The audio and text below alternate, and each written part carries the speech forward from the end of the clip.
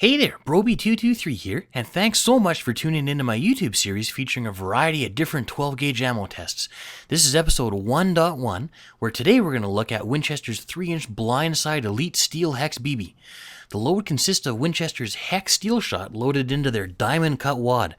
I think the Hex Shot is really interesting.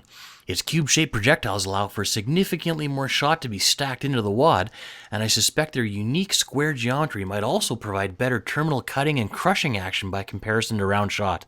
I can't wait to go check it out in Gelatin, but before we do that, here's a quick look at the shotguns we'll be using for the patterning components of these series. Here's my Remington 870 Marine Magnum. The entire thing is nickel-plated, which gives it great corrosion resistance, and with this plain old cylinder bore, it's an ideally simple setup for a do-everything, all-around great shotgun. This one's a Remington 1187 Sportsman that was subject to the big chop job at the hands of my Bubba-infused machine shop buddy. Consequently, it now has a cylinder bore, which I thought would be interesting to compare against the factory cylinder bore of my Marine Magnum. Now check out this 870 Police with its all-business Parkerized finish and Wilson Combat ghost ring sights. Set up with improved cylinders straight from the factory, this is probably my favorite shotgun, and with it and rifled slugs, I can easily effect death to deer out to about 100 meters.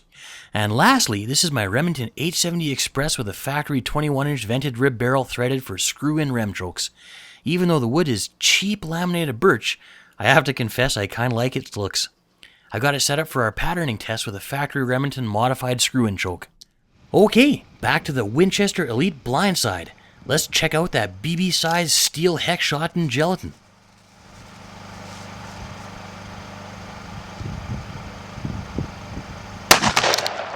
So there goes a round of Winchester Elite BlindSide Steel Hex BB into a carefully prepared and calibrated block of 10% ballistics gelatin.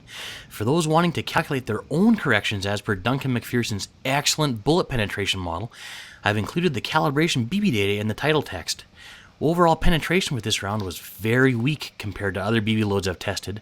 However, this was offset somewhat by significantly better developed permanent crush cavities. I speculate this is due to the unique cube geometry of the hex shot. I was super surprised by the very open impact pattern, which I think is due to pellets leaking through the open petals of the diamond wad, but frankly it has me really worried for when we get to the 25-meter pattern board in a few secs.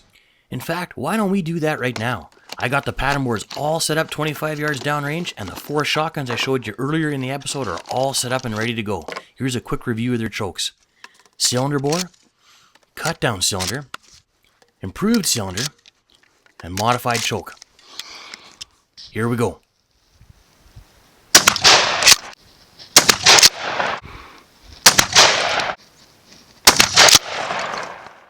Okay, let's go check it out. Based on the wide impact pattern we saw in our gelatin testing, I was pretty worried about how open the pattern might be with the cylinder board guns. And looking at this, you can see that the pattern is in fact really wide.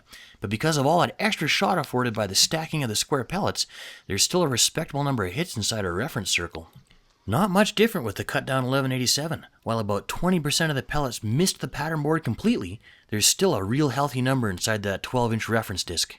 And slightly tighter with the improved cylinder gun, Winchester claims that their BlindSide Elite load is responsive to tightening choke, and it sure seems like that's what's playing out here. Continuing that tightening trend, here's the 870 with a modified rem choke. It's the tightest of all the patterns and confirms in my mind that conventional choke performance applies to Winchester's Steel Hex BB load. So that wraps up the patterning component of this episode. Let's finish off with a quick look at the wad and pellets inside this thing. Here's a close-up of some unfired hex shot that I cut out of an unfired round. Counting them, I came up with more than 110 pellets, which is easily 15% more shot than all the other 3-inch BB loads I've ever checked out. You can see that they have slightly rounded edges, and there's the odd one in there that's more spherical than it is square. Pulling back a bit, you can see the entire payload with a diamond cut wad I recovered from general shooting. You'll notice that the shot is indeed stackable, which is what allows Winchester to fit so many pellets into the wad. Now moving over, we have the projectiles and wad recovered from our ballistic gelatin penetration test. Zooming in, you'll see a slight amount of shot deformation, and in an interesting twist from the usual, it appears that this deformation results in slightly rounder pellets. That single copper-plated BB is the one used to collect calibration data on the gelatin. In closing, I think that Winchester's Elite Blindside Steel Hex BB is a pretty interesting round. On the pattern boards, it exhibited conventional patterning characteristics, and there's a meaningful increase in the number of pellets they've managed to stack in that hull.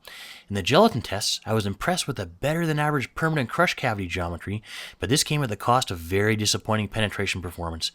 I really hope you've enjoyed episode 1.1, and if there's something you'd like to see tested, please don't hesitate to let me know in the comments below. Thanks so much for watching, and I hope to see you next time. Take care. Bye-bye.